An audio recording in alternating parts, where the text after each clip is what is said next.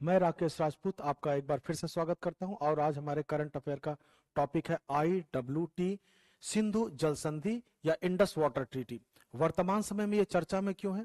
क्योंकि पाकिस्तान के द्वारा एक बार दोबारा कायराना हरकत की गई और भारत के मासूम आम नागरिकों के 28 लोगों की हत्या की गई। इसकी वजह से पूरे भारत में जन आक्रोश स्पष्ट रूप से दिखाई देता है और जो जायज भी है। और पाकिस्तान ने फिर अपने आप को सिद्ध किया कि वो एक फेलियर स्टेट है। वो सामने का वार कर नहीं सकता और प्रॉक्सी वार के द्वारा भारत को अनस्टेबल करने का प्रयत्न किया जाता है। और इस बार उनका जो प्रयत्न है इसका मुंहतोड़ जवाब भारत सरकार ने देने का विचार किया है। एक जो आपने एक डिप्लोमेटिक रास्ता चुना और डिप्लोमेटिक रास्ते में आपने ये किया कि सिंधु नदी के जल प्रवाह को भारत सरकार ने सस्पेंड किया और निलंबित किया है। और एक हम लोग स्ट्रेटेजिक पॉइंट ऑफ व्यू होगा, भारत अपने रक्षात्मक उपायों के साथ जो आक्रामक रवैया होगा उस पर कैबिनेट अभी फैसला लेगी। फिलहाल इस समय जो डिप्लोमेटिक काम किया गया है, सिंधु जल संधि वर्तमान समय में चर्चा में है। चर्चा के प्रथम कारण में आपको क्या दिखाई देता है? 23 अप्रैल 2025 को भारत के विदेश सचिव ने पहलगाम हमले के बाद पाकिस्तान के साथ सिंधु जल संधि को निलंबित करने की घोषणा की। जब यह घोषणा की गई तो इसके प्राइम रीजन क्या था कि भारत में पहलगाम घटना का होना, और इस पहलगाम घटना की वजह से पूरा भारत आक्रोशित हुआ। यह एक कायराना हरकत थी और इस कायराना हरकत की वजह से भारत सरकार ने यह पहला डिप्लोमेटिक एक तरीका अपनाया। इस पहलगाम हमले में ये जो हम लोगों ने इन सिंधु जल समझौते की ट्रीटी को सस्पेंड किया है, इस सस्पेंशन केस में अगर देखें तो जो सिंधु नदी का जल का प्रवाह तंत्र है, तो सिंधु नदी के जो जल का प्रवाह तंत्र है इसमें जो आपको प्राइम कॉलम दिखाई देगा, जब ये संधि हुई थी तो इस संधि में इंडिया के साथ पाकिस्तान और पाकिस्तान के साथ इसमें वर्ल्ड बैंक भी शामिल हुआ था। यह संधि आपकी 19 सितंबर को होती है और 19 सितंबर 1960 को ये जो संधि होती है, इस संधि के द्वारा जो सिंधु नदी की पश्चिमी नदियां हैं, पश्चिमी नदियों के जल का प्रयोग पाकिस्तान के द्वारा किया जाएगा और पूर्वी नदियों का प्रयोग भारत के द्वारा किया जाएगा, जैसे रावी, ब्यास और सतलुज। ये जो 3 नदियां हैं, इन नदियों के जल का प्रयोग भारत के द्वारा, और ये जो आपको दिखाई दे रही हैं चेनाब, झेलम और सिंधु नदी, इन 3 नदियों के जल का प्रयोग पाकिस्तान के द्वारा, और इन 3 नदियों के जल का प्रयोग भारत के द्वारा किया जाएगा।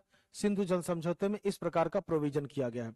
परंतु यदि भारत चाहे तो इन 3 नदियों के बारे में यह कहा गया कि भारत इसमें से सिंचाई के लिए यदि जल लेना है तो सीमित मात्रा में जल ले सकता है। अगर अतिरिक्त मात्रा में जल लेना है तो यहां से आप अतिरिक्त मात्रा में जल नहीं ले सकते। यह सिंधु जल समझौते के अंतर्गत किया गया है, जो 19 सितंबर 1960 को संपन्न हुआ था। इसके बाद अगर देखा जाए तो भारत इस पे असीमित रूप से किन चीजों का प्रयोग कर सकता है? आप यहां पर असीमित रूप से जल शक्ति का प्रयोग कर सकते हो। इसका मतलब यहां पर आप पानी का इस्तेमाल विद्युत उत्पादन के लिए कर सकते हो।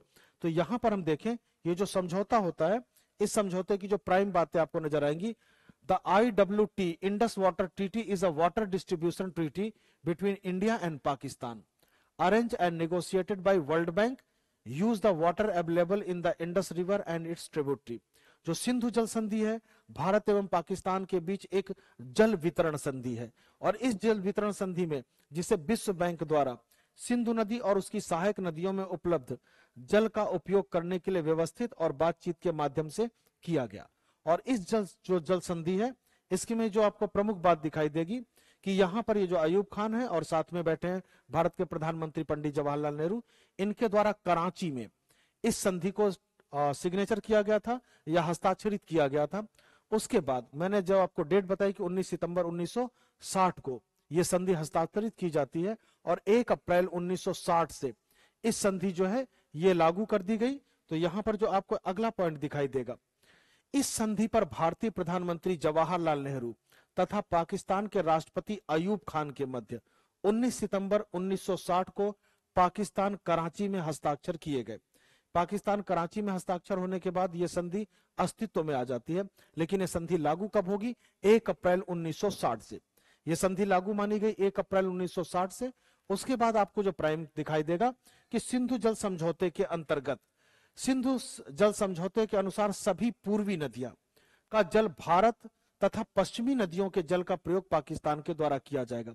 पूर्वी नदियों के अंतर्गत आपकी सतलुज, रावी और व्यास, और पश्चिमी नदियों के अंतर्गत आपकी चेनाब, झेलम, एवं सिंधु नदी का अपवाह तंत्र माना जाता है।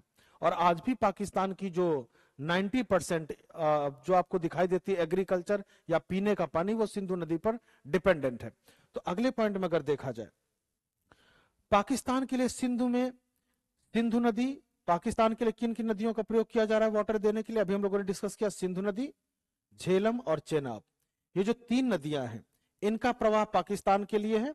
और इन नदियों का प्रवाह जो आपको दिखाई देगा, 99 बिलियन मीटर क्यूसेक पानी यहां से जा रहा होता है। तथा भारत के लिए किन नदियों का? रावी, व्यास एवं सतलज। रावी, व्यास एवं सतलज नदियों का प्रवाह बना होता है।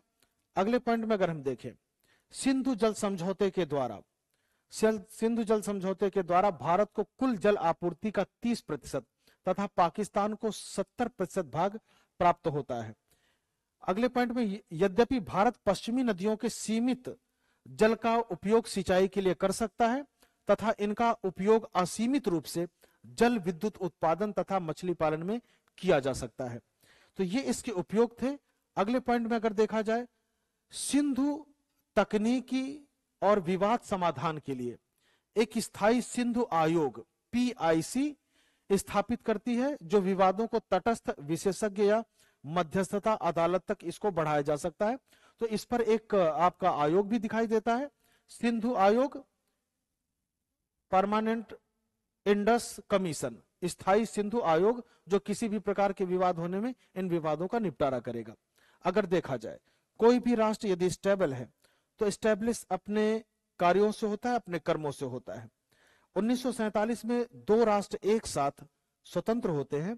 भारत ने जहां अपनी जिम्मेदारी पूरी करते हुए लगातार विकास किया, वहीं पर पाकिस्तान ने प्रॉक्सी वार को चुना और आतंक को संरक्षण देने का कार्य किया।